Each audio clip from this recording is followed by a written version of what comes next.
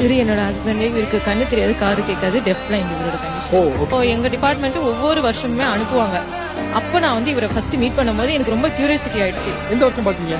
கரெக்டா சொல்லணும்னா 2016 எண்டிங். வந்து நல்லா இருக்கீங்களான்னு கேக்குறேன், சொல்லுங்க. ஹவ் ஆர் யூ, இது ஐ லவ் யூ, இது வந்து லவ் சிம்பிள். எப்போ லவ்வா கன்வெர்ட் ஆச்சு? அது வந்து என்ன ஆச்சுன்னா நான் 1 மந்த் இன்டர்ன்ஷிப் முடிஞ்சோடனே நான் வீட்டுக்கு வந்துட்டேன். அப்போ வந்து எங்களுக்குள்ள ஒரு கம்யூனிகேஷன் என்னன்னா இமெயில், இவரோட இமெயிலை நான் வாங்கிக்கிட்டேன். இப்படிதான் எங்களுக்குள்ள ஒரு கம்யூனிகேஷன் டெவலப் ஆச்சு. லவ்வா கன்வெர்ட் ஆச்சு. அப்பதான் எனக்கு வந்து ஒரு போன் பேசுவாரு. ஏன்னா நான் வந்து உண்மையதான், அந்த போன் கால் இவர் மட்டும் தான் பேசுவாரு, எனக்கு பதில் கொடுக்க முடியாது. அடுத்த நாள் தான் இமெயில பதில் கொடுப்பேன். அவர் பேசிட்டே இருப்பாரு, நீங்க கேப்பீங்க, இமெயில் அனுப்பிடுவீங்க. ஆமா, ரிலேட்டிவ்ஸ்லாம் கூப்பிட்டு ஆசீர்வாதம் கூட பண்ண மாட்டாங்க.